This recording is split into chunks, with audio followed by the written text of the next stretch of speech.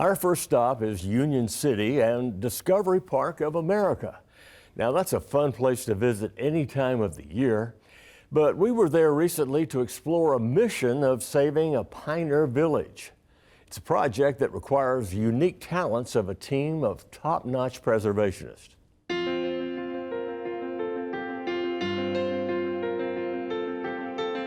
Since Discovery Park of America opened in 2013, it's attracted millions of children and adults, and for good reason.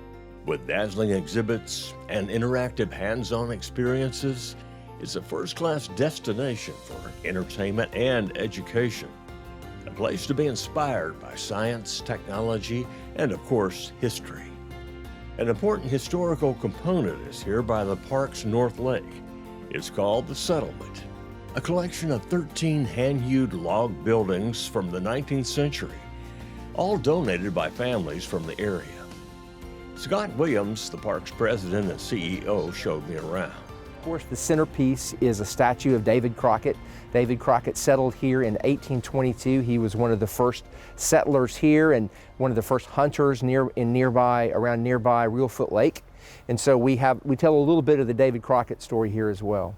It's set up like a community, similar to what one would have found. Probably the houses would have been spread out a little more apart as people farmed. We also have agriculture here, so we have a heritage garden where people can see how fruits and vegetables and food was grown back then. So that's another way people can see what was going on in the past.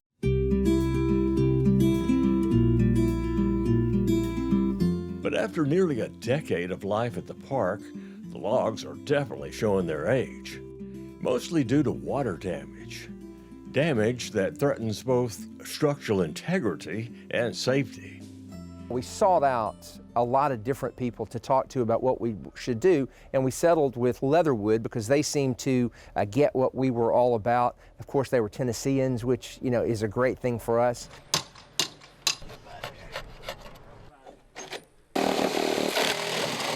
By the way, Leatherwood has provided historic building restorations across the country.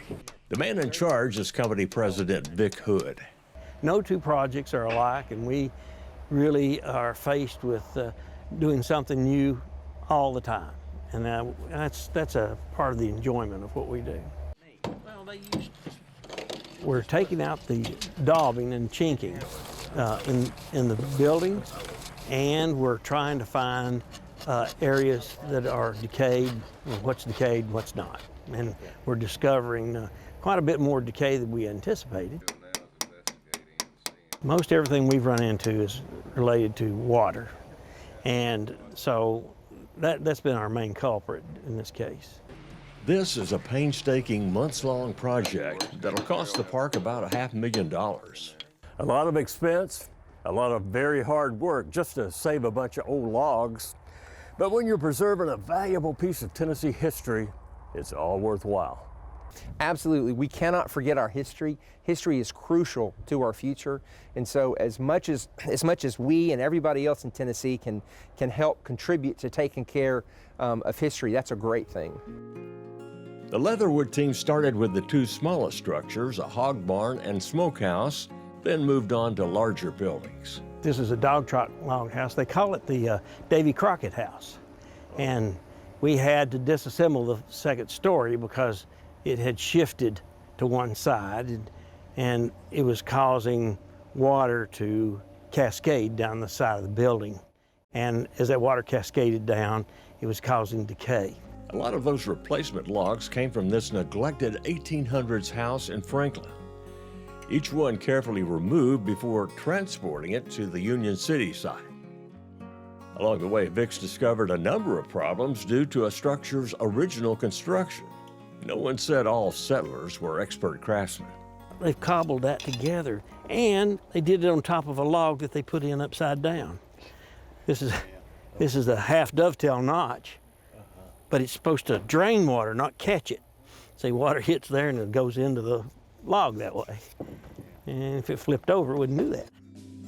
Most of the cabins have survived about 2 centuries of weather and wear. Now, thanks to some new and old technology, visitors can safely and realistically experience 19th century life in the country.